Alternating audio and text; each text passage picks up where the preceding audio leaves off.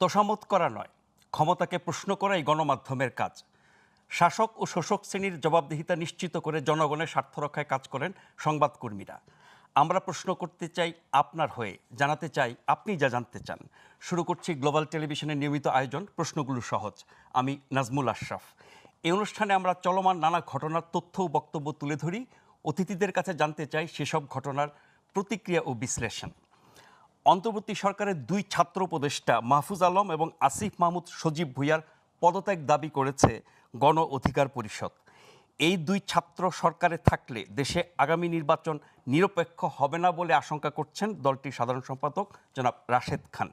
আজ দলের কেন্দ্রীয় কার্যালয়ে এক সংবাদ সম্মেলনে তিনি বলেন, আগামী 15 দিনের মধ্যে এ দুজন ছাত্র উপদেষ্টার পদত্যাগ করতে হবে এবং সরকারের বিভিন্ন দপ্তরে সেক্টরে যেসব ছাত্র প্রতিনিধিদের নিয়োগ দেওয়া হয়েছে অবশ্যই তাদের নিয়োগ বাতিল করতে হবে।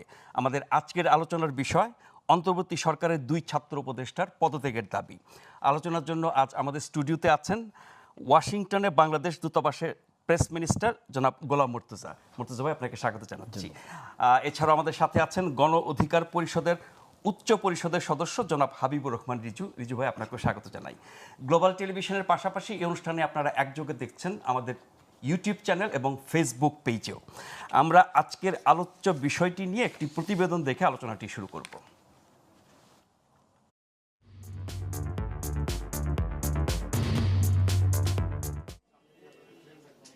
রাজনীতির ধর্মই এমন, কখনো হাওয়া বহে উত্তরে, কখনো বা দক্ষিণা সমীরণ।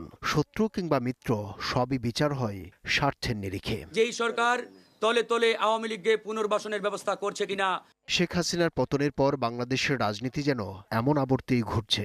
রাজপথের আন্দোলনে এক কাতারে লড়াই করেছেন গণ অধিকার পরিষদ ও সরকারের দুই উপদেষ্টা আসিফ মাহমুদ সজীব ভুঁইয়া ও মাহফুজ আলমরা। তাদেরই এখন পদত্যাগের চরমপত্র দিয়েছে গণ অধিকার পরিষদের নেতাকর্মীরা। মঙ্গলবার দলটির কার্যালয়ে এক সংবাদ সম্মেলনে এমন হুমকিই দেন তারা। জনাব আসিফ মাহমুদ সজীব ভুঁইয়া এবং মাহফুজ আলমকে পদত্যাগ করতে হবে। তারা যদি আগামী 15 দিনের মধ্যে পদত্যাগ না করে, আমরা যমুনা ঘেরাওয়েরও কর্মসূচি দেব ইনশাআল্লাহ। তাদের মতে যে আকাঙ্ক্ষা নিয়ে গণ অভ্যুত্থান হয়েছিল তা থেকে অনেকটা দূরে সরে গেছে সরকার। এমনকি পতিত আওয়ামী লীগ প্রশ্নেও অনেকটা নমনীয় বলে অভিযোগ তাদের। আওয়ামী সরকারের রাজনীতি নিষিদ্ধ করা কিংবা তাদের প্রিভিয়াস যে 3টি নির্বাচন, একতরফা নির্বাচন, সেই নির্বাচনগুলোকে অবৈধ ঘোষণার বিষয়ে তারা এখন পর্যন্ত দৃশ্যমান কোনো উদ্যোগ নেয় নাই। অল্প সংস্কার বা বেশি সংস্কার বলে সরকার কি বোঝাতে চাইছে তাও স্পষ্ট করার কথা বলেন নেতারা। দলটির শঙ্কা নিরপেক্ষ জাতীয় নির্বাচন নিয়েও। তাই অন্তর্বর্তী সরকারের পরিবর্তে ডক্টর মোহাম্মদ ইউনূসের নেতৃত্বে নিরপেক্ষ তত্ত্বাবধায়ক সরকার গঠনেরও দাবি জানান তারা। আমরা দাবি তুলছি যে ডক্টর ইউনূসের নেতৃত্বে এই অন্তর্বর্তীকালীন সরকারের উপদেষ্টা পরিষদ পুনর্গঠন করতে হবে। প্রয়োজনে নতুন নিরপেক্ষ সরকার গঠন করতে হবে। সংবাদ সম্মেলনে প্রেস সচিব শফিকুল আলমের কর্মকাণ্ডের কড়া সমালোচনা করেন গণ অধিকার পরিষদের নেতারা। এই যে বিভ্রান্তিকর সংবাদ আজকে প্রকাশ করা হচ্ছে, আমরা তার তীব্র নিন্দা। আব্দুল্লাহ শাফি, গ্লোবাল টেলিভিশন, ঢাকা। জনাব হাবিবুর রহমান রিজু, এই সরকারটি গণ অভ্যুত্থানের সরকার। গণ অভ্যুত্থানে যত দল মতের মানুষ অংশ নিয়েছে সবার সমর্থনে এই সরকার গঠিত হয়েছে এবং এই সরকারটি সকল দল মতের মানুষের সমর্থন নিয়ে কাজ করছে। অনেকে অনেকভাবে সমালোচনা করছেন, রাজনৈতিক দল বা তার বাইরের অনেকে তাদের বিভিন্ন ভূমিকা নিয়ে সমালোচনা করছেন। নির্বাচন, সংস্কার, বিচার, এই 3টি বিষয় নিয়েও নানান বিতর্ক চলছে, মতভেদ আছে, থাকবেই। অন্যান্য দল যেমন বিএনপি, তাদের অনেক সমালোচনা আমরা শুনেছি এই সরকারের ভূমিকা নিয়ে, নিরপেক্ষতা নিয়ে। নতুন যে দলটি গঠন করা হয়েছে সেই দলের প্রতি তাদের বিশেষ সমর্থন নিয়ে এরকম অনেক আলোচনা। কিন্তু আজ আপনারা যেই বক্তব্য দিলেন, আমি পুরো বক্তব্যটাই শুনেছি সংবাদ সম্মেলনে। যথেষ্ট কঠোর অবস্থান বলা যায়। এ যাবৎকালে এই গত 7 মাসে অন্য কোনো দল সরকারের ব্যাপারে এত কঠোর অবস্থানে যায় নাই। এর কারণ কি? আসলে এটা খুবই একটা সাধারণ বিষয়। গণ অভ্যুত্থানের সরকার, অন্তর্বর্তীকালীন সরকার বলছি আমরা, এই সরকারে কোনো রাজনৈতিক দলের প্রতিনিধি নেই। ছাত্ররা যখন একটা রাজনৈতিক দল হিসেবে আত্মপ্রকাশ করেছে, এটা তো একটা নৈতিক প্রশ্ন। আপনারা রাজনৈতিক দল করে সরকারে থাকবেন, সহজ ব্যাপার। কিন্তু সরকারে যারা আছে এরা তো দলে নেই। দলে নেই, আনুষ্ঠানিকভাবে নেই, কিন্তু দল তো তারাই চালাচ্ছে। এমনকি আমরা মানে দল গঠনে তাদের ভূমিকাটা কেমন দেখেন? দল গঠনে তাদের ভূমিকা হচ্ছে একেবারেই যে ইনার সার্কেল থাকে দলের মধ্যে 4-5 জন, তার মধ্যে তারা 2 জন আছে। যেমন আমি আপনাকে বলতে পারি, আমরা একটা বৈঠক করছিলাম মাহফুজ, নাহিদ, আসিফ সহ কয়েকজনের সাথে। ওরা 5 জন ছিল, আমরা 5 জন ছিলাম, 2 পার্টি। তখন ওরা পার্টি হয়নি, আমরা পার্টি, ওরা পার্টি হয়নি, ওরা ছাত্র। মন্ত্রীপাড়াতেই হয়েছিল সে বৈঠক। সে বৈঠকে আমাদের একটা প্রস্তাব ছিল, সেটা হচ্ছে যে বাংলাদেশে যে তরুণ প্রজন্মের যে জাগরণ ঘটেছে এবং বাংলাদেশের মানুষের একটা দীর্ঘদিনের একটা প্রত্যাশাও বটে যে প্রচলিত রাজনৈতিক ব্যবস্থার বাইরে একটি নতুন শক্তির আত্মপ্রকাশ ঘটুক। সেই জায়গা থেকে যুবশক্তি যাতে বিভক্ত না হয়, আমরা ঐক্যবদ্ধভাবে কিছু করতে পারি কিনা, এবং প্রয়োজনে আমাদের দলীয় সিদ্ধান্ত ছিল এরকম, যদি যুব সমাজ ঐক্যবদ্ধ থাকে, গণ অধিকার পরিষদ তো আসলে ইয়াংদের একটা সংগঠন, আমি বোধহয় ওদের ভিতরে একমাত্র বয়স্ক মানুষ, মানে আরো 2-1 জন আছেন, মানে এনসিপির আগে গঠিত বলা যেতে পারে গণ অধিকার আমি সে কথা পরিষদ। সেটা বলতেছি। এবং এটা আমরা বললাম আসো আমরা একসাথে করি, কিন্তু তাদের কেউ কেউ বলল যে নূর নাকি তাদের দলে যোগদান করবে, নতুন দলে। নতুন দলে। এবং তারা এরকম মিডিয়াতে এসে বলছে যে নূর তাদের দলে যোগদান করতে চেয়েছে। তাহলে একটি সৎ আকাঙ্ক্ষাকে একটু ভিন্নভাবে উপস্থাপন করলে ভিন্ন রকম হয়ে যায় না? এখন যে বিষয়টা দাঁড়িয়েছে সেটা হলো তারা এখন রাজনৈতিক দল, আমরা তাদের অভিনন্দন জানাই, আমাদের দলের পক্ষ থেকে আমরা অভিনন্দন জানাই। কিন্তু যেহেতু এটা একটা অন্তর্বর্তীকালীন সরকার, ঐক্যমত্য সরকারও, কিন্তু কোনো রাজনৈতিক দলের একজন সদস্য এই সরকারের সাথে নেই। তা আপনারা একটা দল গঠন করছেন এবং আপনারা এটাকে চালাচ্ছেন, যে নাগরিক পার্টি আপনারাই চালাচ্ছেন, তা আপনার সরকার থেকে কেন করবেন? বিষয়টা এখানেই আর কি। না, নাগরিক পার্টি তো কমিটি আছে, সেই কমিটি তো দল চালাচ্ছে, মানে সরকার কিভাবে চালাচ্ছে? আসলে লোকচক্ষুরতে আমরা যেটা দেখি রাজনীতি, বা আমরা যেটা প্রত্যক্ষ করি, আসলে এইটা আসল রাজনীতি না। রাজনীতির মূল ঘটনাগুলো হচ্ছে লোকচক্ষুর অন্তরালে হয়, সেই জায়গা থেকে তারাই হচ্ছে মেন ব্যাটসম্যান। মানে অন্তরালে হওয়া এটা কি ষড়যন্ত্র টাইপের কিছু? না, এটা এটা এই সৃষ্টির আদি থেকে এটা একটা পদ্ধতি। মানে ওটাও রাজনীতির একটা অংশ? হ্যাঁ, এটা রাজনীতির অংশ। আমরা রাজনীতি রাজপথে যা দেখি, এটাই তো মূল রাজনীতি না, এটা রাজনীতির একটা অংশ। কিন্তু মূল রাজনীতি আসলে লোকচক্ষুর অন্তরালে ঠিক করা হয়, সেটা প্রকাশ করা হয় আনুষ্ঠানিকভাবে। এখন আপনাদের দলের যে অবস্থান আজকে জানলাম, অন্যান্য দল যারা এই অভ্যুত্থানকারী শক্তির অংশ ছিল এখনও এই সরকারের সমর্থন করে, প্রকাশ্যে বিরোধিতা না, সমালোচনা করে, সেসব দলের সাথে আপনাদের এই অবস্থান নিয়ে কি কোনো আলাপ আলোচনা হয়েছে? আমাদের যে দাবিগুলো আপনারা জানিয়েছেন, এটা অন্যান্য দলও চায় কিনা? অন্যান্য দলও চাই, কিন্তু আমরাই প্রথম প্রকাশ করছি। তাহলে কি আপনারা ধারণা করছেন যে অন্যেরাও একই দাবি করবে? মেবি 2 জন ছাত্র উপদেষ্টা সরে গেলে এই সরকার নিরপেক্ষ হয়ে যাবে? আসলে নিরপেক্ষ শব্দটা আসলে খুবই একটা আপত্তিকর শব্দ আমি মনে করি, নিরপেক্ষ শব্দটা। কিন্তু এখানে যেভাবে এই সরকারটা গঠন করা হয়েছে, সেক্ষেত্রে এই সরকারের তাতে তো কিছু আসে যায় না। এখানে ডক্টর ইউনূস সাহেবের নেতৃত্বে যে সরকার চলছে, আসলে ওনার ব্যক্তিত্ব, ওনার ভারে একটা রাষ্ট্রের টুলস অ্যান্ড মেশিনারিগুলো তো একদম ধ্বংসপ্রাপ্ত। সেই জায়গা থেকে উনি দেশটাকে চালাচ্ছেন, এর আমি তো মনে করি খুবই বিস্ময়কর। দেশের আপনার রাষ্ট্রযন্ত্র যেখানে ভেঙে খান খান, কোনো অঙ্গই কাজ করছে না, ফাংশনেবল না, সেইখান তাহলে তো থেকে এই সরকার অনেক জটিল কঠিন পরিস্থিতিতে দায়িত্ব পালন করছে, সেটা তো তাদের কৃতিত্ব। কোনো সন্দেহ নেই, কৃতিত্ব দিতে বিন্দুমাত্র দ্বিধা করব না। আচ্ছা, আরেকটা ছোট প্রশ্ন করে আমি মুর্তজা ভাইয়ের কাছে যাবো। সেটি হচ্ছে যে আপনারা 15 দিনের একটা সময় দিয়েছেন, দুজন উপদেষ্টাকে পদত্যাগ করতে হবে এবং বিভিন্ন পর্যায়ে যারা ছাত্র প্রতিনিধি আছে সরকারে তাদেরকে তাদের নিয়োগ বাতিল করতে হবে, তা না হলে একজনের কথা আমরা শুনলাম যে যমুনা ঘেরাও করা হবে। তার মানে কি আপনারা সরকারের বিরুদ্ধে একদম মাঠে আন্দোলনে যাচ্ছেন? না, তার মানে এরকম না। কিন্তু যমুনা ঘেরাও আমরা যদি রাজনৈতিক কর্মসূচি হিসেবে দেখি, এটা তো একদম মাঠে সরকার বিরোধী আন্দোলন, এরকম না?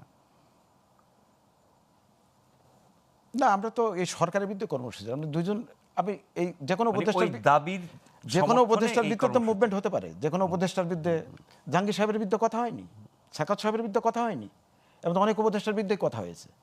জাহাঙ্গীর সাহেবের উপদেষ্টার পদত্যাগের কথা উঠেছে না, তার মানে এই নয় সরকারের বিরুদ্ধে কথা বলছে।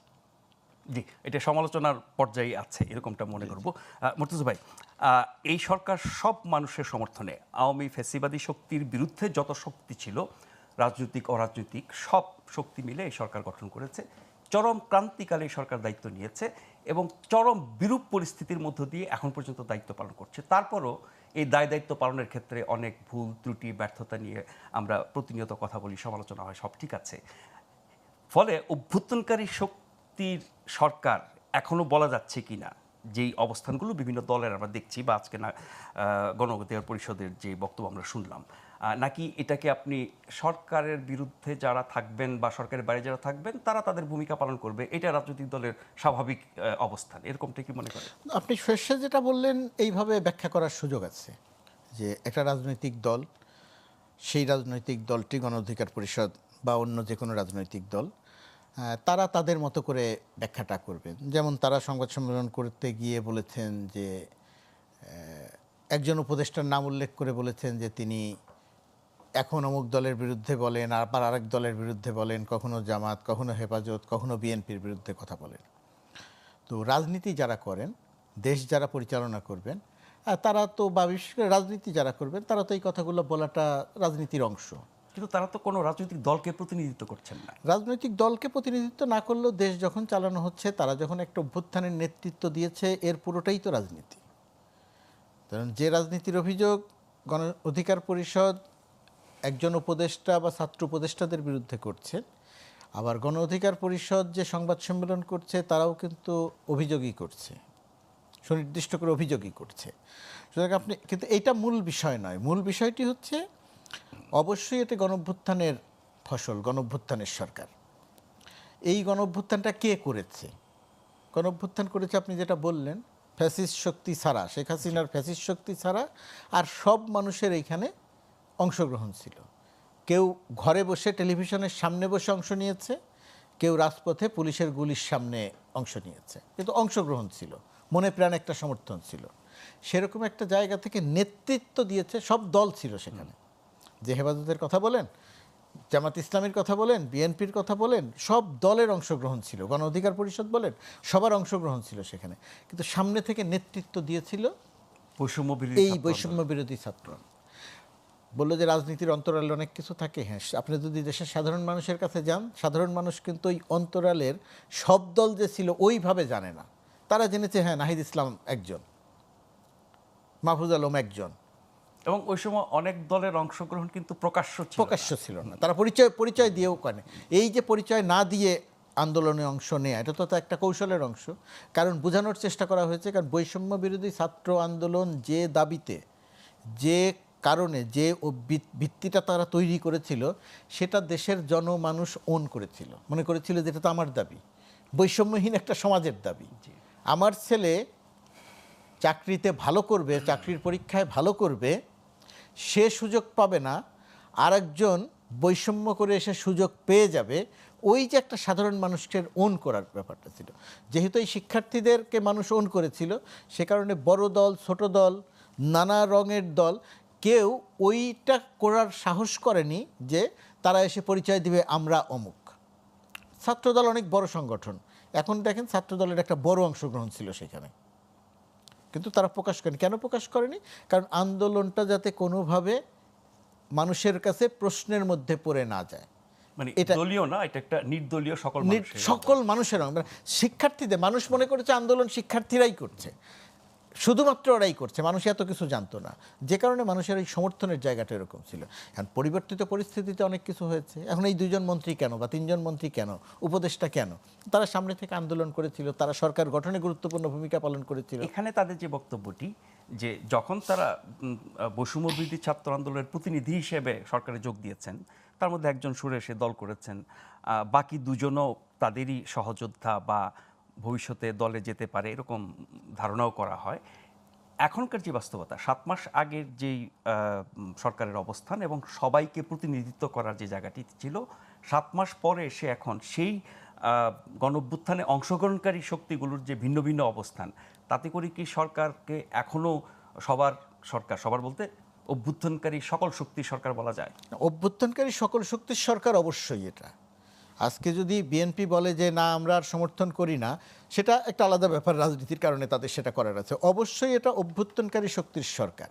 কিন্তু আপনি যে প্রশ্নটা করলেন বা যে প্রশ্নটা মূল যে জায়গা, যে এখনও ছাত্রদের তারা একটা রাজনৈতিক দল করেছে, কিন্তু যে 2জন উপদেষ্টা হিসেবে আছে সেই 2জন রাজনৈতিক দলে নেই, কিন্তু মানুষ মনে করছে তারা তো ওই এদেরই অংশ।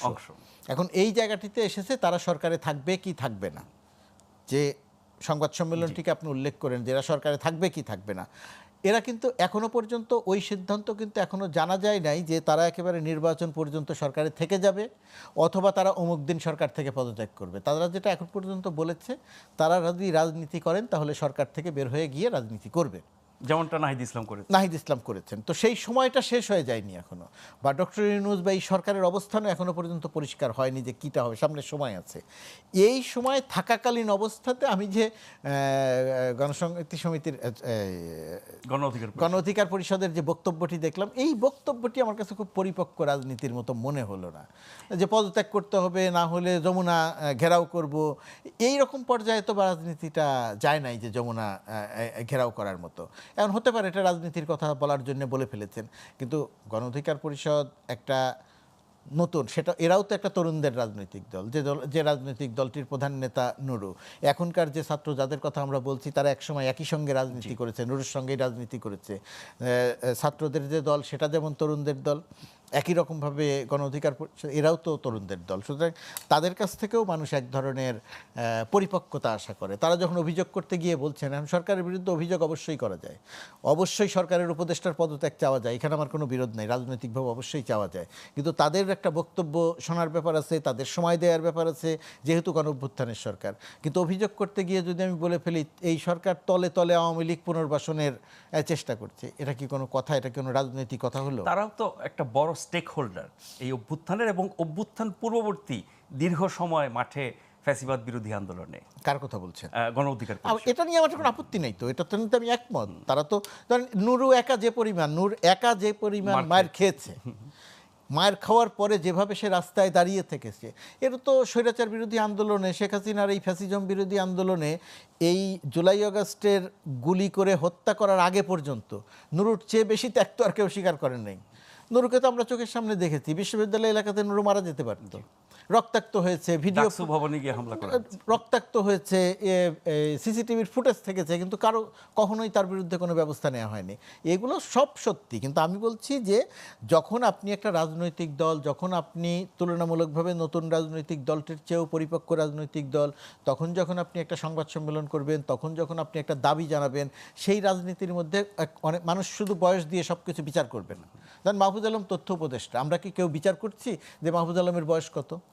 আমরা কখনোই দায়িত্ব পালন করেছি? আমরা তো এটা দিয়ে বিচার তো মানুষ করবে না, খুব নির্মোহ মূল্যায়ন হবে। নাহিদ ইসলাম যে দায়িত্ব পালন করেছেন, কেউ তার বয়স দিয়ে বিচার করেন না যে নাহিদ ইসলামের বয়স কত। আন্দোলনের সময়ও নয়, সরকারে যখন আছেন তখনও নয়। বিচারটা তো নির্মোহ হবে, মূল্যায়নটা তো নির্মোহ হবে। কিন্তু আমার প্রশ্ন যে সেই বিচার করা, মূল্যায়ন করা, নির্মোহ অবস্থায় যাওয়া, সেটারও একটা সময় আছে, একটা ব্যাপার। তার চেয়েও বড় যে ব্যাপার, এই সরকারটি গণঅভ্যুত্থানের আন্দোলনের ফসল, এবং এই সরকারটি আওয়ামী পুনর্বাসনের উদ্যোগের যে কাজ করছে, এই অভিযোগ কোনো বিবেচনাতেই সত্যি নয়। এই সরকারের আপনি প্রশ্ন করতে পারেন যে ফ্যাসিস্ট যারা আছেন, শেখ হাসিনা সহ, তাদের বিচারিক প্রক্রিয়াটা ঠিকমতো চলছে কিনা। আপনি বলতে পারবেন না যে ঠিকমতো চলছে না, আপনি বলতে পারবেন, এই অভিযোগ হয়তো করতে পারেন যে আমরা আরও গতিশীল চাই। গতির জায়গা নিয়ে আপনি হয়তো প্রশ্ন করতে পারেন। এখন একটি বিচার নিয়ে গতির জায়গাতে এখন মানুষ কি ধরেন, এই সরকারের একটা বড় সমস্যাটা কি হয়েছে, শেখ হাসিনা যে সব কিছুকে তছনছ করে দিয়ে গেছে, মানুষের মনে একটা রাগ, ক্ষোভ, বিক্ষুব্ধতা, অর্থনৈতিক সংকট, বহু কিছু ছিল। ডক্টর ইউনূস বাংলাদেশের চেয়ে বেশি সারা পৃথিবী, যে গ্রহণযোগ্যতা তার, একটা ম্যাজিক্যাল ক্যারেক্টার, মানুষেরও একটা বড় অংশ মনে করেছে ডক্টর ইউনূস যেহেতু দায়িত্ব নিচ্ছে, সুতরাং আমার এখন এই বাংলাদেশে আর কোনো সমস্যা থাকবে না। ডক্টর ইউনূস যখন দায়িত্ব নিয়েছে তখন আমাদের প্রশাসন ঠিক নাই, আমাদের পুলিশ ঠিক নাই, আমাদের রাজনীতি ঠিক নাই, কোনো কিছু ঠিক নাই, কোনো কিছু ঠিক মতো কাজ করছে না। তিনি এক ধরনের ইসের মধ্যে পড়ে গেছেন, একটা গর্তের মধ্যে পড়ে গেছেন, সেখান থেকে তার ওঠার চেষ্টা করছেন। সেই জায়গা থেকে ওঠার চেষ্টা করলে আপনি যদি সামগ্রিকভাবে এই দেশের মূল্যায়ন করেন, আইন শৃঙ্খলা পরিস্থিতি সহ বহু কিছু নিয়ে আমরা এক ধরনের পারসেপশন তৈরি করে দিয়েছি যে হ্যাঁ এটা হচ্ছে না, এটা হচ্ছে না, সেগুলোকে আমি অস্বীকার করছি না। কিন্তু আপনি একটা বিষয় খেয়াল করে দেখেন, এত প্রতিকূল অবস্থার মধ্যে চাল আর সয়াবিন তেল ছাড়া, চালের দাম আর সয়াবিন তেলের দাম ছাড়া তো এই সরকারের বাজার ব্যবস্থাপনা আপনাকে তো নিঃসন্দেহে বলতে হবে যে অসাধারণভাবে তারা এটা সফল করেছে। দায়িত্ব নেওয়ার সময় লাভ দিয়ে জিনিসপত্রের দাম বাড়ছিল, আমরা সমালোচনা করছিলাম, একেবারে সঠিক সমালোচনা, কিন্তু সেটাকে যে সে একটা স্থিতিশীল অবস্থায় রাখলো, এটা অনেক বড় একটা সাফল্য। ধরেন আমি এর আগেও একই আলোচনা বলেছি, এই সরকার দায়িত্ব নিয়ে আর্থিক সেক্টরে একেবারে বিশাল কোনো পরিবর্তন করে ফেলেছে সেটা আমি বলবো না, কিন্তু আমাকে তো স্বীকার করতে হবে যে এখন আর ব্যাংক থেকে কোনো টাকা জালিয়াতি করে নিয়ে পাচার করা হচ্ছে না, বড় বড় পাচার তো বন্ধ করে দিয়েছে। তো আমরা খাতওয়ারি হয়তো আরো আলোচনা করতে পারবো। না, আমি খাতওয়ারি আলোচনা করব না, আমি বলছি যে সামগ্রিকভাবে এই সরকারের বিরুদ্ধে আন্দোলন, এই সরকারের যমুনা ঘেরা ওই রকম জায়গাতে যায় নাই। এটি কি কোনো কোনো উপদেষ্টার কোনো বক্তব্য বা কাজ বা ধ্যান ধারণার কারণে এই সরকারের প্রতি সমর্থন কমে আসা বা দুর্বল হওয়াটা মানে আমার কাছে মনে হয় কোনো কোনো উপদেষ্টার, বিশেষ করে স্বরাষ্ট্র উপদেষ্টা, প্রথমত কথা স্বরাষ্ট্র উপদেষ্টা আমরা খেয়াল করে দেখি এ যাবৎকালে বাংলাদেশে আমাদের রাজনৈতিক জ্ঞান বুদ্ধি হওয়ার পর থেকে আমরা যতদিন যিনি স্বরাষ্ট্র উপদেষ্টা হিসেবে এসেছেন তিনি প্রায় একই রকমের সমালোচনার মুখে পড়েছেন বর্তমান স্বরাষ্ট্র উপদেষ্টা সহ মন্ত্রণালয়। আমি ঠিক জানি না, মানে আমার এটা বিস্ময়কর লাগে আমার কাছে যে স্বরাষ্ট্র উপদেষ্টা একই রকমের সমালোচনার মুখে পড়েছেন। এই রকম একজন উপদেষ্টা ছাড়া আর কারো অন্য কোনো উপদেষ্টাদের এমন কোনো বক্তব্য, এমন কোনো যেটা কাজ, আমাদের বক্তব্য এসছে এখন যিনি তথ্য উপদেষ্টা জনাব মাহফুজ আলম, তার বিভিন্ন বক্তব্য বিভিন্ন সময় স্ট্যাটাস, এটা তো রাজনীতির বক্তব্য। তিনি একটা কিন্তু এই সরকারটা যদি সবার হয় তাহলে তারা কোনো রাজনীতি এমন বক্তব্য দেবে না যেটি অন্য রাজনৈতিক দলের পক্ষে বা বিপক্ষে। না, আপনি এখন রাজনীতির যেটা সত্য সেটা আপনি সত্য বলতে পারবেন না কেন? এখন আমি সবার সরকার, ধরেন অরাজনৈতিক বলে আসলে কিছু নাই রাজনৈতিক সরকার। ধরুন আমি এখন সরকারের অংশ, কারণ আমি এখন সরকারের অংশ বলে এখন আপনি যা যা প্রশ্ন করবেন সরকারের সমালোচনার, এখন সব কিছুকেই আমি বলবো যে না আপনার প্রতিক্রিয়া ঠিক না, সব কিছু ঠিক আছে। দেশের তো সব কিছু ঠিক নাই। আপনি সাংবাদিক হিসেবে সারা জীবন যেভাবে সরকারের কঠোর সমালোচনা করেছেন এবং যৌক্তিকভাবে তথ্যভিত্তিক, নিশ্চয়ই আপনি সরকারের অংশ হওয়ার পরও একই রকম। না, অবশ্যই, কারণ আমরা অতীতে ফ্যাসিজম তৈরি হয়েছিল কেন? শেখ হাসিনা সরকারের যত বড় বড় অন্যায়, অনিয়ম, দুর্নীতি ছিল, অপকর্ম ছিল, আমরা দেখেছি সরকারের মন্ত্রীরা, সরকারের দলের লোকজন এসে সেটার পক্ষে একটা সাফাই গিয়েছে। এই ফ্যাসিজম তো এইভাবে তৈরি হয়। তো আমি সরকারের অংশ, আমি সরকারের সমালোচনাও করতে পারি। আমি সরকারের সমালোচনা করব ওই জায়গা থেকে যে আমি সরকারের ভালো কাজটা দেখতে চাই। তো সুতরাং আমার কথা বলতে গিয়ে আমি কোনোভাবেই সরকারের ওই খারাপ কাজের প্রতিনিধিত্ব করব না, কিন্তু আমি যে কথাটা বলার চেষ্টা করছি যে একটা প্রতিকূল অবস্থার মধ্যে দায়িত্ব নেয়ার পরেও এই সরকার এখন পর্যন্ত যেভাবে দেশ পরিচালনা করছে, আইন শৃঙ্খলা পরিস্থিতিতে প্রশ্ন আছে, আলোচনা আছে, সমালোচনা আছে, এটাকে আমি উড়িয়ে দিচ্ছি না, এটাকে আমি বিবেচনায় রাখছি। কিন্তু সেটাকে বিবেচনায় রেখেও যদি আপনি সামগ্রিকভাবে দেখেন তাহলে এটাকে ওইভাবে আপনার অত দোষারোপ করতে পারবেন না। গ্লোবালি এই সরকার যে পরিমাণ চাপের মধ্যে আছে, ভারতীয় গণমাধ্যম এই সরকারের যে একটা ক্যারেক্টার তৈরি করার চেষ্টা করছে, কোনো ব্লগার এই সরকারকে যেভাবে পরিস্থিতি দেওয়ার একটা চেষ্টা করছে, সেই সমস্ত সব কিছু মোকাবেলা করে মোটামুটিভাবে নির্মোহভাবে দেশ পরিচালনা করার ক্ষেত্রে একটা জায়গাতে আমার ধারণা আছে। আর আপনি যে আলোচনাটার কথা শেষ করছি আমি, যে ধরেন মাহফুজ আলম কথা বলছেন, তিনি কখনো কথা বলতে হেফাজত বিষয়ে মন্তব্য করছেন, তারা তৌহিদি জনতা বিষয়ে মন্তব্য করছেন, শিবির বিষয়ে মন্তব্য করছেন। একজন রাজনীতিবিদ, একজন দেশ পরিচালনার দায়িত্বে থাকা মানুষ এই মন্তব্য করবেন, এটা খুব স্বাভাবিক। একই রকমভাবে ওই মন্তব্যের সমালোচনা হবে, সেটাও স্বাভাবিক। আবার অনেকে বলেন যে এটি কি তার ব্যক্তিগত নাকি গোটা সরকারের? না, এটা আসলে থাকে না। একজন মন্ত্রী বা একজন উপদেষ্টা তিনি যখন কথা সেটি বলেন আর ব্যক্তিগত থাকে তখন না। আসলে ব্যক্তিগত। আপনি এখন যে কথাটা বলবেন, আপনি বলতে পারেন যে আমি ব্যক্তিগতভাবে বলছি। আপনি আসলে ব্যক্তিগত না, আপনি এই প্রশ্নগুলো প্রতিষ্ঠানের। সহজ অনুষ্ঠানের প্রতিনিধিত্ব করছেন, এই টেলিভিশনটির প্রতিনিধিত্ব করছেন। একটা ছোট্ট বিরতি নিয়ে আবার এই আলোচনায় ফিরবো। আপনারা দেখছেন প্রশ্নগুলো সহজ, গ্লোবাল টেলিভিশনের নিয়মিত আয়োজন। ফিরে এসে আপনাদের সাথে পাবো আশা করছি।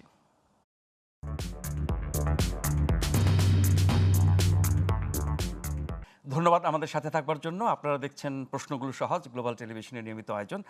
আজ আমরা কথা বলছি অন্তর্বর্তী সরকারে থাকা 2 ছাত্র উপদেষ্টার পদত্যাগের দাবি নিয়ে। আমাদের সাথে আছেন গণ অধিকার পরিষদের নেতা জনাব হাবিবুর রহমান রিজু এবং ওয়াশিংটনে বাংলাদেশ দূতাবাসের প্রেস মিনিস্টার জনাব গোলাম মুর্তজা। রিজু ভাই, আপনার কাছে ফিরি। আপনারা বলছেন যে এই সরকারের অধীনে নিরপেক্ষ নির্বাচন হবে না যদি 2 জন ছাত্র উপদেষ্টা থেকে যান। তারা থাকলে কিভাবে নিরপেক্ষতা নষ্ট হবে? শুধু 2 জন কি নিরপেক্ষতাকে নষ্ট করতে পারে? এই উপদেষ্টা পরিষদ তো আরো অনেক বড়। না, এটা তো একটা মনস্তাত্ত্বিক ব্যাপার। সেটা হচ্ছে যে আপনার নির্বাচন যখন অনুষ্ঠিত হবে বা নির্বাচনের তফসিল যখন ঘোষণা হবে, তখনকার চিত্রটা নিশ্চয়ই এখনকার মতো থাকবে না। তখন এই প্রশ্নগুলো অধিকর যৌক্তিক হবে। এখন যেটা করা হয়েছে সেটা হলো যে এই নির্বাচনের প্রস্তুতি তো আসলে তলে তলে সবাই নিচ্ছে, এনসিপিও নিচ্ছে, গণ অধিকার পরিষদে নিচ্ছে, সব দলে নিচ্ছে। সেই জায়গা থেকে এই প্রস্তুতির দেখেন, আমি আসলে আপনার প্রশ্নের কারণে আমাকে বলতে হচ্ছে যে এই যে সমাবেশটা হলো, মহাসমাবেশ করে তারা যে আত্মপ্রকাশ করলো, এতে কিন্তু সরকারের টুলস অ্যান্ড মেশিনারিগুলো কিন্তু জড়িত হয়ে পড়ছিল। অভিযোগ আছে অনেক ডিসি গাড়ি ঠিক করে দিয়েছে এবং এক ধরনের প্রভাব কিন্তু তারা খাটাচ্ছে, যেহেতু সরকারে আছে এবং ছাত্রদের যেহেতু আন্দোলন। ফলে বাংলাদেশের রাজনীতির এখনকার যে চিত্রটা আমরা সহজভাবে দেখছি, অনেকে অনেক ধরনের সন্দেহ পোষণ করছেন। দেখবেন তারেক রহমান একটা কথা বলছেন যে বিএনপির বিরুদ্ধে মিডিয়া ট্রায়ালের কথা বলতেছেন, 111-এর মতো একটা কিছু হবে এমন কথা বলতেছেন। আসলে কোনো রাজনৈতিক দলই তার লক্ষ্যে পৌঁছানোর জন্য খুব একটা স্বস্তিতে নেই, মানে সব দলই। সব দল। মানে অস্বস্তির কারণ কি? এই অস্বস্তির কারণ হচ্ছে যে আসলে রাজনৈতিক দলগুলো আসলে আমি বলবো যে ঐতিহাসিকভাবে খুব গুরুত্বপূর্ণ মুহূর্তে আমাদের রাজনৈতিক দলগুলো কখনো তার দলীয় স্বার্থের বাইরে দাঁড়িয়ে জাতীয় স্বার্থটাকে প্রধান হিসাবে দেখতে পারেনি। এখনো পারছে না। এখনো পারছে না। জাতীয় স্বার্থ যখন দেখেন এখন কতকগুলো বিষয় খুব জ্বলন্ত বিষয়, যে গণহত্যার বিচার, 28 লক্ষ কোটি টাকা যারা লুটপাট করেছে, বিদেশে পাচার করেছে এবং এই পাচারের সাথে জড়িত যে নেটওয়ার্ক, তাদেরকে চিহ্নিত করা। তারা কিন্তু এখনও পল্টনে ঘুরে বেড়াচ্ছে। এখন আওয়ামী লীগের একজন মন্ত্রী তার মাথায় করে টাকা পাচার করেননি, এর তো একটা নেটওয়ার্ক আছে। এই নেটওয়ার্কে কিন্তু ধরা হচ্ছে না। বাংলাদেশের ইতিহাসটাই হচ্ছে এরকম, আপনি দুর্নীতি করবেন, আপনার বিচার হবে না। সেটি তো রাজনৈতিক সরকারের আমলের কথা। একটি অরাজনৈতিক সরকার এখন এই বিষয়গুলো যে সামনে নিয়ে আসার যে বিষয়টা, প্রধান যে বিষয়, এবং এটা কিন্তু কোনো সহজ কাজ না। আমাদের দেশে যে ইস্টাবলিশড সোসাইটি গড়ে উঠেছে, এই সোসাইটি কিন্তু কালো পথেই গড়ে উঠেছে, অধিকাংশই, সবাই না, অধিকাংশ কিন্তু এইভাবে গড়ে উঠেছে। এবং এই যে কালো টাকার মালিক বা কালো পথে পুঁজিপতি হয়ে গেলেই তিনি সম্মানিত মানুষ। আচ্ছা, এইখানে আমি একটু জানতে চাই, যে অভিযোগটি বলা হচ্ছিল যে পতিত আওয়ামী লীগকে পুনর্বাসনের চেষ্টা এবং তাদের নানানভাবে সহায়তা নেওয়া, তাদের অর্থ নেওয়া, তাদের আনুকূল্য নেওয়া, তাদেরকে আপনার প্রোটেকশন দেওয়া, এসব কাজের অভিযোগ সরকার বা নতুন দলের বিরুদ্ধে করা হচ্ছে। সেগুলো কি শুধু আমরা নানান ঘটনার থেকে উপসর্গ দেখে বলছি, নাকি হাতে কলমে আমাদের কাছে প্রমাণ আছে? কিছু তো হচ্ছেই, এবং তারাও তো বাঁচার জন্যই আপনার সাথে যোগাযোগ করবে, আপনি যেহেতু পাওয়ারে আছেন। এবং এটা কোনো না কাজে হয়ে যায়। তখন আপনার খুব ঘনিষ্ঠ একজন এসে বললো, ওকে একটু দুর্বলভাবে দেখো। এই সব তো খুব একটি সামাজিকভাবে খুব একটি চলমান প্রক্রিয়া। এই প্রক্রিয়ার বাইরে যাওয়ার মতো অবস্থা আছে বলে আমার কাছে মনে হয় না। এখন সুনির্দিষ্টভাবে অভিযোগ ওইভাবে করলে আমি এখন তুলছি না, কিন্তু আমি মনে করছি যে এরকম ঘটনা ঘটছে, সকল দলের সাথে ঘটছে। এটা শুধু সরকারের সাথে হচ্ছে ব্যাপার, সরকারের বাইরে যারা বড় বড় দল আছে, স্থানীয়ভাবে বলেন, জেলা পর্যায়ে বলেন, সকল ক্ষেত্রে এগুলো হচ্ছে। এবং সরকারের সাথে যারা আছে জড়িত, তাদের থেকে হচ্ছে আপনার বাইরের দলে যারা প্রভাবশালী নেতৃত্ব আছে, তাদের সাথে এই ঘটনাগুলো অনেক বেশি ঘটছে।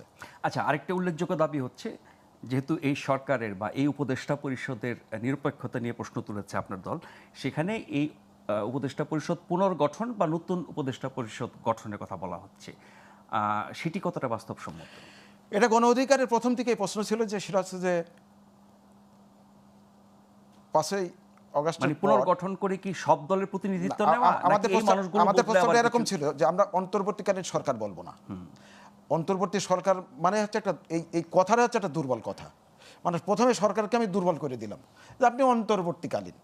আমাদের গণ অধিকার পরিষদের কথা অন্তর্বর্তী বললো, তার তো মানে কোনো মেয়াদ নির্দিষ্ট করা নাই।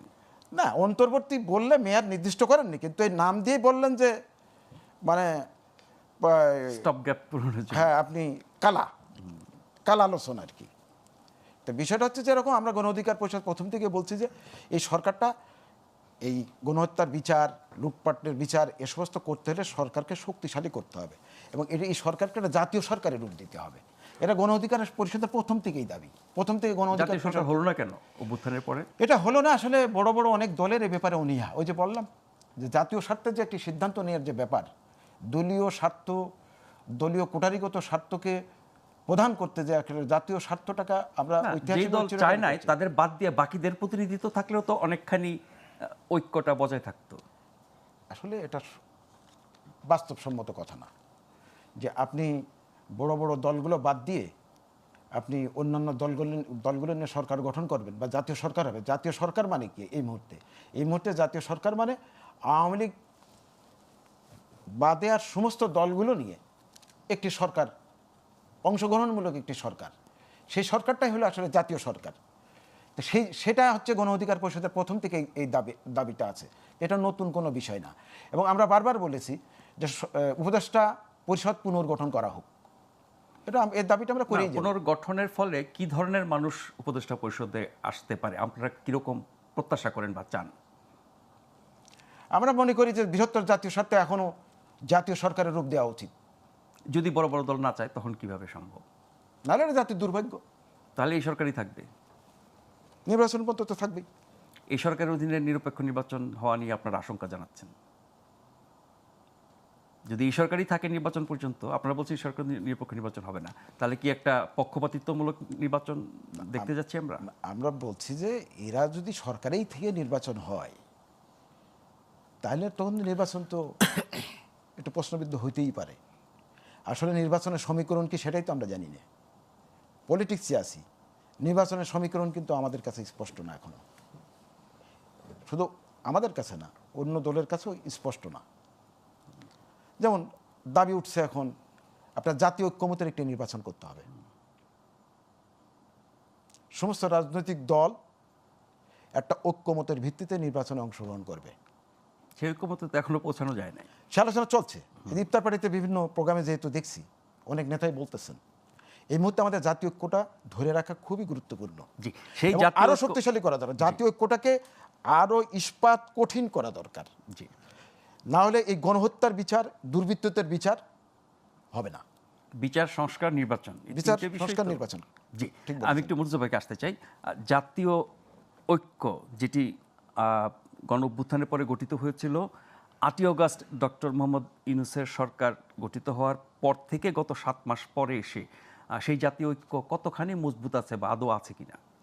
জাতীয় ঐক্য যে একেবারে পুরো নষ্ট হয়ে গেছে আমি সেটা বলবো না, কিন্তু শুরু থেকে যখন জাতীয় সরকারের কথা বলা হয়েছে, যে কথাটি বললেন, তো জাতীয় সরকারে যে বড় বড় রাজনৈতিক দলের কথা বলছেন, জাতীয় সরকারে বিএনপি যেহেতু রাজি হয়নি, বিএনপি একটি সরকারে আসতে চায়নি, থাকতে চায়নি, যে কারণে কিন্তু জাতীয় সমর্থন তো সরকারটা দিয়ে গেছে। সরকারকে সমর্থন দিয়ে গেছে, কিন্তু বিএনপি জাতীয় সরকার চায় না, অংশ অর্থাৎ নিতে সে চায় না। অংশ নিতে চায় নাই। এটা তার অবস্থান। আমি তার অবস্থানে অপছন্দ করতে পারি, সমালোচনা করতে পারি, কিন্তু তার রাজনীতি, তার এটা অবস্থান। তার দাবি যে একটা নির্বাচন, যত দ্রুত সম্ভব একটা নির্বাচন দেয়ার। এখন এই জায়গাটিতে পক্ষে বিপক্ষে অনেক মতামত থাকবে। এখন জাতীয় ঐক্যমত এটা আমাদের আসলে আমাদের চরিত্রের মধ্যেই নাই, বাঙালির চরিত্রের মধ্যেই ব্যাপারটা নাই। আমরা আমাদের অন্যান্য বিভিন্ন দেশে যেমন দেখি যে যে কোনো একটা ঘটনা ঘটলে, জাতীয় একটা ক্রাইসিস থাকলে তারা এক মানে জাতীয় জেনে স্বার্থে। বুঝে এক জায়গাতে আসে।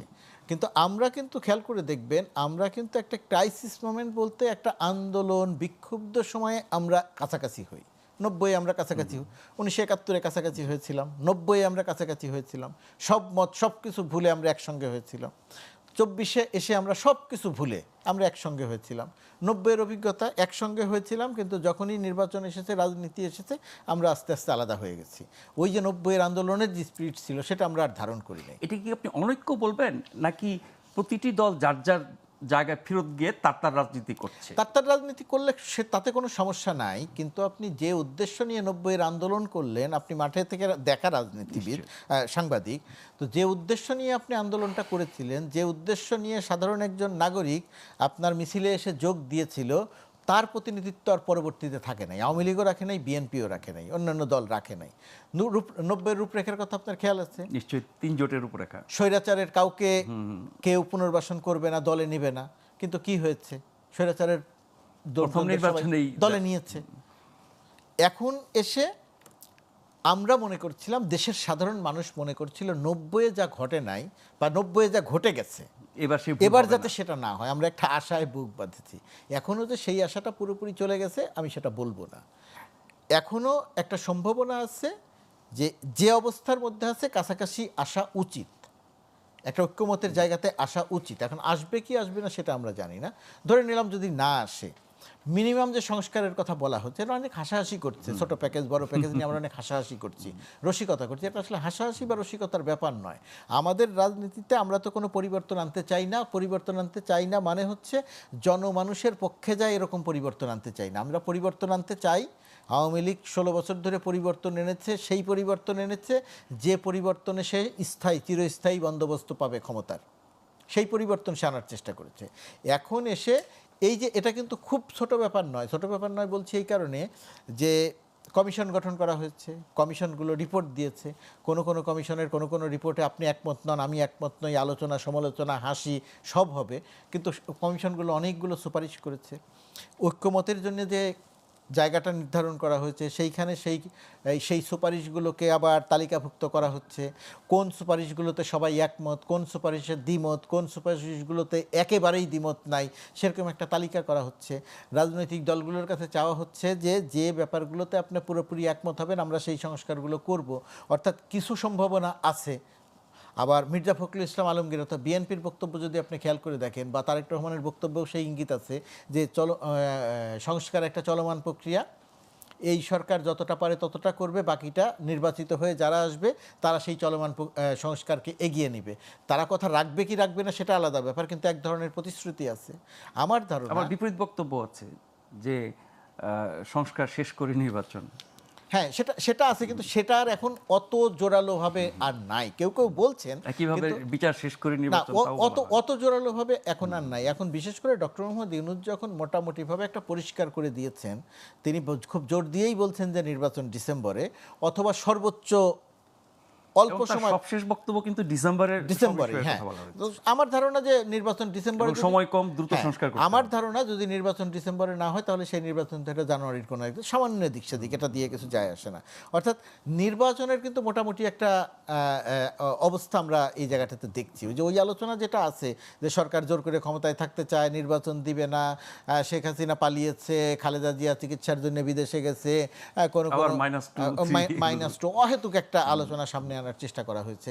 তো এই আলোচনাগুলোর বাইরেও আমি যে সংস্কারের কথা বলছিলাম, যে এখানে কিন্তু খুব গুরুত্বপূর্ণ কিছু কাজ হয়েছে।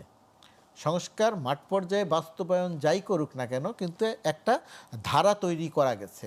আর এই গণ অভ্যুত্থানের আপনি যে কথা বলছেন ঐক্যমতের জায়গাতে, যেটা একটা বড় প্রাপ্তি আমাদের, আমার ধারণা যে পরবর্তীতে যারা ক্ষমতায় আসবেন, যারাই নির্বাচিত হয়ে ক্ষমতায় আসবেন, আওয়ামী লীগ 16 বছর যেভাবে দেশ চালিয়েছে, কোনো কিছুর তোয়াক্কা না করা, অনিয়ম দুর্নীতিতে তার পুনরাবৃত্তি সম্ভব তার পুনরাবৃত্তি বাংলাদেশে আর ঘটবে না। যে কোনো রাজনৈতিক দল আসুক ওই একই কাজ করবে না। যে কোনো রাজনৈতিক দল আসুক, ধরেন তর্কের জন্য ধরে নিলাম যে বিএনপি ক্ষমতায় আসলো, ছাত্রলীগ যা করেছে 16 বছর, কোনো অবস্থাতেই বিএনপির ছাত্রদল যে করবে না আমি তা বলি না, নিশ্চয়ই তাদের মধ্যে থেকে অনেকে অনেক সেই কিছু মাত্রায় করবে। হতে যাবে না। ওই জায়গাতে কোনোদিনই তার দলকে যেতে দিবে না, কারণ এই অভিজ্ঞতা পরিণতি দেখেছে তারা।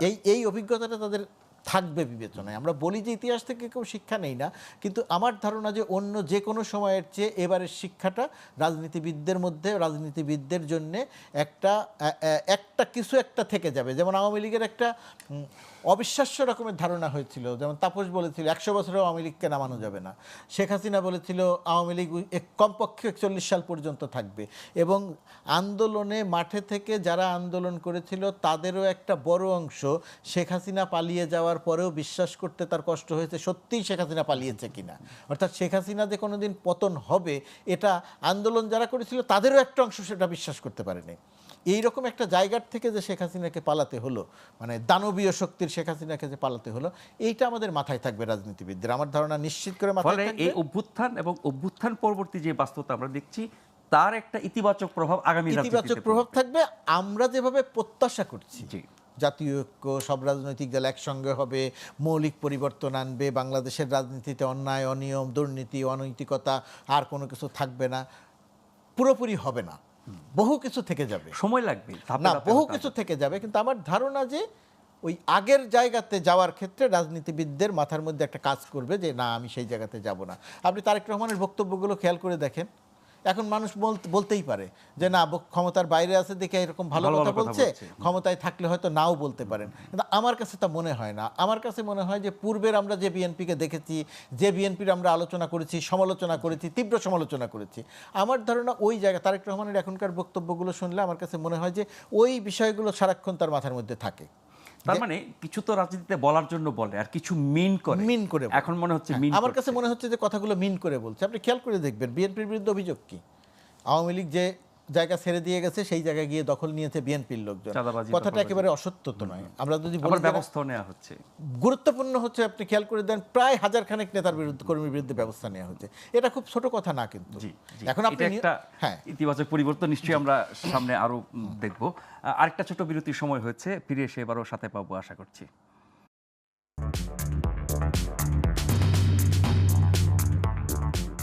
ধন্যবাদ আমাদের সাথে থাকবার জন্য। আপনারা দেখছেন প্রশ্নগুলো সহজ, গ্লোবাল টেলিভিশনের নিয়মিত আয়োজন। আমাদের আজকের অতিথি জনাব গোলাম মুর্তজা এবং জনাব হাবিবুর রহমান রিজু। রিজু, আপনার কাছে ফিরতে চাই। আমরা দেখছি তরুণ প্রজন্ম এবং রাজনীতিতে তরুণ প্রজন্মের ব্যাপক উপস্থিতি, আগ্রহ, আশা, প্রত্যাশা, সমালোচনা, আলোচনা সব কিছুই আছে। এখানে অনেকগুলো পক্ষ হয়ে গেছে, সবাই কিন্তু সে অভ্যুত্থানের শক্তি, সবাই কিন্তু একই লক্ষ্যে নতুন রাজনীতি, নতুন বন্দোবস্তের কথা বলছে, সবাই পুরনো রাজনীতিকে ঝেড়ে ফেলতে চাইছে। তার মধ্য দিয়ে একটি দল গঠন হলো জাতীয় নাগরিক কমিটি, এনসিপি। আপনাদের দল ঠিক একই ধরনের শক্তির দল, সেটি আরও আগে গঠিত হয়েছে। এরপর আমরা দেখলাম যে এনসিপি বা জাতীয় নাগরিক কমিটির বিপরীতে আরও একটি দল দাঁড়িয়ে যাচ্ছে, আমজনতার দল নামে। বৈষম্য বিরোধী ছাত্র আন্দোলন, যেটা মুর্তজা ভাই বলছিলেন, আমরা সবাই জানি, এটি ছিল একটা কমন নির্দলীয় প্ল্যাটফর্ম এই অভ্যুত্থানের, তার আওতায় বাকি সবাই ছিল। সেই প্ল্যাটফর্মটাকে রাখার কথা আগে শুনেছিলাম, পরে জনাব নাহিদ ইসলাম বলেছেন সেটা আর থাকবে না, সমন্বয়ক বলে কোনো পদ থাকবে না, কিন্তু আবার আরেক পক্ষ সেটাকে রেখে দিয়েছেন। এই যে অনেকগুলো পক্ষ হয়ে যাচ্ছে, অনেক বিভক্তি হয়ে যাচ্ছে, তাদের মধ্যে একরকমের প্রতিযোগিতা, সামনে নির্বাচন, এনসিপির সাথে কি আপনাদের এরকম কোনো মানে কি বলবো প্রতিযোগিতা, বা আমি বলছি যে আছে না প্রতিপক্ষ, পক্ষ বিপক্ষ, বা আপনাদের মূল প্রতিপক্ষ তাদেরকে মনে করছেন যেহেতু একই ধরনের জনশক্তির বা তরুণদের দল, ব্যাপারটা কি এরকম? সেই কারণে তাদের ব্যাপারে এত বেশি সমালোচনা শুনছি আমরা। আসলে আপনি এক সমুদ্র প্রশ্ন করেছেন।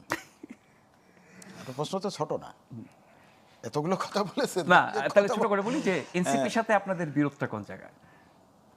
এনসিপির সাথে আমাদের নীতিগত কোনো বিরোধ নেই। তাহলে বিরোধটা কোন জায়গায়? মানে তাদের যেভাবে দল গঠিত হয়েছে, সরকারের প্রশ্রয়, সমর্থন, আশীর্বাদ, এসব কথা আমরা শুনছি, আপনারা বা সেটা পাচ্ছেন না, সেই কারণেই কি এরকম এক ধরনের দূরত্ব বা প্রতিপক্ষ ভাবা? না, তাদেরকে আমরা প্রতিপক্ষ ভাবছি না। আমরা নৈতিকতার জায়গা রাজনীতিতে থেকে, আপনাদের প্রতিপক্ষ কারা? নৈতিকতার জায়গা থেকেই আমরা কথাগুলো বলেছি। তার মানে এখানে কোনো রাজনৈতিক প্রতিপক্ষ না, আপনারা নৈতিক অবস্থান থেকে এগুলো বলছেন। কিন্তু আপনাদের দলও তো অনেক দিন হয়ে গেছে এবং ফ্যাসিস্ট সরকারের আমলে আপনারা অনেক বেশি নির্যাতিত দলগুলোর একটি। যদি বলি বিএনপি জামাতের পরে আপনারা বেশি নির্যাতিত হয়েছেন, নতুন দল হিসেবে অনেক বেশি নিগৃহীত হয়েছেন, আপনাদের তরুণদের দল। কিন্তু আছে না যে নির্বাচন মানে প্রতিযোগিতা, এখানে কে কাকে রেখে এগিয়ে যাবে, কাকে হারাবে বা কার চেয়ে বেশি জনসমর্থন পাবে, সেই বিবেচনায় আপনাদের মানে মূল রাজনৈতিক প্রতিপক্ষ কাদের মনে করেন? আসলে এখনকার যে রাজনৈতিক অবস্থা, মানে এই হিসাব করার সুযোগ হয়? এই অঙ্ক আপনার, আমি আগেও বলেছি যে এই সমীকরণ কিন্তু স্পষ্ট না। সেটি কি নির্বাচন ঘোষণা এখানে করলে আমরা পরে? গণ অধিকার পরিষদ পরিষ্কারভাবে কতগুলো জায়গায় আমরা খুব গুরুত্ব আরোপ করেছি। যেমন একটা হচ্ছে গণহত্যার বিচার করতে হবে, লুটপাটকারী, টাকা পাচারকারীদের বিচার করতে হবে, সংস্কার করতে হবে। এই বিষয়গুলোর উপরে আমরা সংস্কার দাবি তো সবারই, কিন্তু ওই যে কম এখন বেশি বিষয় হচ্ছে কি, নির্বাচনের আগে না পরে। এখন একটু একটু বলতে দেন। সেটা হলো যে সংস্কার বিষয়টা এমন হয়ে গেছে, এই কথাটা না বলে আর কেউ রাজনীতি করতে পারছে না, আপনি মিন করেন আর না করেন। কিন্তু আমাদের দেশের রাজনৈতিক সংস্কৃতিটা কি? নির্বাচন মানে কি? নির্বাচন মানে হচ্ছে যে 5 বছরের জন্য কোনো দলকে এ দেশটা লিজ দিয়ে দেওয়া। আপনি যেমন খুশি তেমন করে চালাতে পারবেন, যেমন খুশি লুটপাট করতে পারবেন। আগে লুটপাটের সোর্সগুলো কম ছিল, এখন সোর্স অনেক বেড়েছে, লুটপাটের পরিধিও অনেক বেড়ে গেছে। তো এক্ষেত্রে রাজনৈতিক সংস্কৃতি যদি পরিবর্তন না হয়, সংস্কারটা কিভাবে হয়? আপনি যদি দুর্বৃত্তদের বিচার না করেন, দুর্বৃত্তদের বিচারহীনতার সংস্কৃতি থেকে দেশকে যদি বের না করতে পারেন, কিসের সংস্কার? 90 সালের পরে ব্যারিস্টার বিচারপতি শাহাবুদ্দিনের নেতৃত্বে যে সরকার আসলো, ব্যারিস্টার ইশতিয়াক সাহেব আপনার কতগুলো সুপারিশ প্রস্তুত করছিলেন, একটু না বললে হচ্ছে না। এইটা মানে অধ্যাদেশের মাধ্যমে কার্যকরী করবেন, তখন তো এই ক্ষমতা ছিল। এটা আওয়ামী লীগ বিএনপি টের পেয়ে যায়। তো প্রথমে কোন দল ফোন করছিল সেটা ঠিক বলতে পারছি না। ধরুন আওয়ামী লীগই ফোন করলো প্রথম, যে ভাই আপনারা এরকম করছেন, আমরা তো নির্বাচনের পরে এসে করব। এটা নির্বাচিত সরকার করলে ভালো হয় না? এখন যেরকম শুনছি, হ্যাঁ, এই কাজটা, সেম কাজটা বিএনপি আওয়ামী লীগ দুই পার্টি আলোচনা করেই কিন্তু ফোন করেছে, এবং বিকালে ফোন করেছে কিন্তু বিএনপি। তার মানে এই জায়গায় দুই দলের একটা ঐক্য আছে। তখন এইখানে দুই দলের একটা ঐক্য আছে, এবং তখন ব্যারিস্টার ইশতিয়াক বলছেন যে এটা আপনারা নির্বাচিত সরকার এসে করলে তো খুব খুব ভালো হয়। কিন্তু জাতি কিন্তু সেটা দেখেনি। আমাদের অভিজ্ঞতা কিন্তু খুব তিক্ত। একইভাবে ১/১১ সরকারও কিন্তু বেশ কিছু সংস্কারের উদ্যোগ নিয়েছিল, অনেক কাজও হয়েছিল, সেগুলো বাস্তবায়ন হয়। ফলে আমরা রাজনৈতিক দল যারা আছে তাদের মনস্তত্ত্বের যদি পরিবর্তন না হয়, তাহলে আসলে সংস্কারের প্রস্তাব বলেন, সুপারিশ বলেন, এগুলো কোনো কাজে লাগবে না। আরেকটা বিষয় হচ্ছে কি, আরেকটা বিষয় হলো যে আমরা অনেকেই মনে করি যে আমাদের দেশটা পশ্চিমী ইউরোপ অথবা আমেরিকার মতো, এবং ওই ধরনের সুপারিশমালা আমরা এখানে উপস্থিত করি। পুলিশ সংস্কার কমিশনের রিপোর্টটা আমি দেখলাম, এখানে নতুন কোনো উদ্ভাবন নেই। কারণ এই সংস্কার প্রক্রিয়া যারা আছেন, নেতৃত্বে আছেন, তাদের অনেকেই পশ্চিমা দেশের নাগরিক বা ওরা মনে করছে ডেনমার্ক কিংবা ফিনল্যান্ড এই জিনিসটা এখানে চালাতে হবে। এদেশের জনগণের মনস্তত্ত্ব কি, একটা গ্রামীণ সমাজ কিভাবে চলে, এই বিষয়গুলো তাদের বিবেচনা আছে বলে আমার কাছে মনে হয়নি। তারা ইন্টেলেকচুয়াল, কোনো সন্দেহ নেই, অনেক জানেন। সে তুলনায় আমরা একেবারেই, তারা কি বাংলাদেশ সম্পর্কে জানে না? সে তুলনায় অবশ্যই জানেন। কিন্তু এটা আসলে আলাদা একটা বিষয় যে একটি সংবিধান কেমন হবে, এটা একটা দার্শনিকত্বের বিষয়। আপনার জনগণের, আপনার এই বাংলাদেশের জনগণের যে মানসিক অগ্রসরতা, তার পরিপ্রেক্ষিতে আপনার কী হবে সেটাকে বিবেচনা করার বিষয়। আপনি এখন লন্ডনের জনগণের মূল্যবোধ আর আমার জনগণের মূল্যবোধ কি এক? কিছু বিষয় তো জনগণের দিকেও চোখটা ফেরাতে হবে আপনাকে। তাহলে আপনার সব কিছু বিবেচনায় নিয়ে কিন্তু আপনাকে এটা করা দরকার। কিন্তু আমরা এরকম কিছু দেখছি না। এ যাবৎকালে বাংলাদেশে যা কিছু হয়েছে সব কিছুই হয়েছে কার্বন কপি, এখন যা হচ্ছে সেটাও কার্বন কপি। এবং আপনার যতগুলো মানে মানে জ্ঞানী বলেন, বিশেষজ্ঞই বলেন, তারা অনেকেই, আমি তো প্রত্যক্ষভাবে দেখছি এবং অনেক আলোচনায় তো অংশগ্রহণ করতে হয়, ইন্টারনাল অনেক আলোচনায় তো অংশগ্রহণ করতে হয়, যে আপনার উদাহরণটা নেই জি অমুক দেশে জি। এরকম সিস্টেম আছে, কিন্তু সুতরাং আমরা ওইটা করব। দেশজ কায়দায় আমাদের জন্য উপযোগী বাংলাদেশি কিনা? কায়দায় কোনটা উপযুক্ত সেই সেটা জায়গা হয়তো থেকে আমরা- বিষয়গুলো আসলে বিবেচনা করা হচ্ছে না। জি মুর্তজা ভাই, একদম শেষ পর্যায়ে চলে এসেছি। যে সংস্কার প্রক্রিয়া আমরা দেখছি, যেসব সুপারিশ এসেছে, আপনি মোটামুটি সবই জানেন, এগুলো কি আসলে পশ্চিমা ধ্যান ধারণা চাপিয়ে দেওয়া হচ্ছে আমাদের উপর? না, আমার কাছে সেটা মনে হয় না পশ্চিমা ধ্যান ধারণা চাপিয়ে দেওয়া হচ্ছে। এর মধ্যে কিছু কিছু বিষয় আছে আমার নিজের কাছেও মনে হয়েছে যে এই বিষয়গুলো এরকম না হয়ে হয়তো অন্যরকম হতে পারতো, কিন্তু এর মধ্যে আবার অনেক প্র্যাকটিক্যাল অনেক বিষয় আছে। আমি সংস্কারের বিষয়টিকে আসলে ওইভাবে একটু আলাদাভাবে দেখি। ব্যক্তিগতভাবে আমি মনে করি যে সংস্কার যে প্রক্রিয়াতে চাওয়া হচ্ছে, বাস্তবে গিয়ে এই সংস্কারটা কি যে খুব বেশি ফলপ্রসূ হবে, আমার কাছে সেটা মনে হয় না। খুব কম জিনিসই শেষ পর্যন্ত গিয়ে বাস্তবায়ন হবে মানে বলে, ঐক্যমত হবে খুব কম বিষয়, খুব কম, এটা আমার ধারণা, ব্যক্তিগত ধারণা। যেগুলো হবে তার বাস্তবায়ন কতখানি হবে? সেই বাস্তবায়ন মোটামুটিভাবে হবে, সেটাও আমি খুব আশাবাদীর জায়গা না। কিন্তু এই সংস্কারের এই পুরো প্রক্রিয়াটাকে আমি যেভাবে দেখি, যে জায়গাটাতে আমি আশাবাদের জায়গাটা দেখি, যে এই ফ্যাসিজমের পতনের পরে আমরা একটা নির্বাচনী ধারায় ফিরব। পরবর্তী নির্বাচন, অর্থাৎ একটা সরকার, এবারে যে সরকারটি নির্বাচনের জনগণের ভোট পেয়ে ক্ষমতায় আসবে, 5 বছর পরে গিয়ে আরেকটি যে নির্বাচন হবে, আমি ধরে নিচ্ছি সেই নির্বাচনটিও জনগণ ভোট দিবে, এরকম নির্বাচন হবে। আর এবারের নির্বাচনে, সেটা জানুয়ারিতে হোক, ডিসেম্বরে হোক, যখনই নির্বাচনটা হোক, সেই নির্বাচনে যে দলটি বিজয়ী হবে, এখানে তো জোট হবে, জি। কে কার সঙ্গে যাবে এখনও পরিষ্কার নয়। অনেকেই অনেককে টানছে, আমার সঙ্গে আসো। যে আমার সঙ্গে আসো বলে টানছে, সে আসলে তার সঙ্গে যেতে চায় না, সে যেতে চায় আরেকজনের সঙ্গে, সেটা নিয়ে টানাপোড়েন আছে। শেষ পর্যন্ত গিয়ে মেরুকরণটা কী হবে আমাদের কাছে এখনও স্পষ্ট নয়। যে মেরুকরণটা হবে এবং যে দলটি বিজয়ী হয়ে ক্ষমতায় আসবে, আমার ধারণা, যে জায়গাটাতে আমি আশাবাদী, আরও যে ছোট ছোট বহু শক্তি থেকে যাবে, আমার ধারণা ওই সরকারের বিপরীতে গিয়ে এই ছোট ছোট শক্তির একটা বড় ঐক্য হবে। এই বড় ঐক্য হলে এরা দল হিসাবে যদি ছোটও হয়ে থাকে, কিন্তু ভয়েসের ক্ষেত্রে ছোট নাও থাকতে পারে, প্রভাবটা বেশি থাকবে। প্রভাব থাকবে।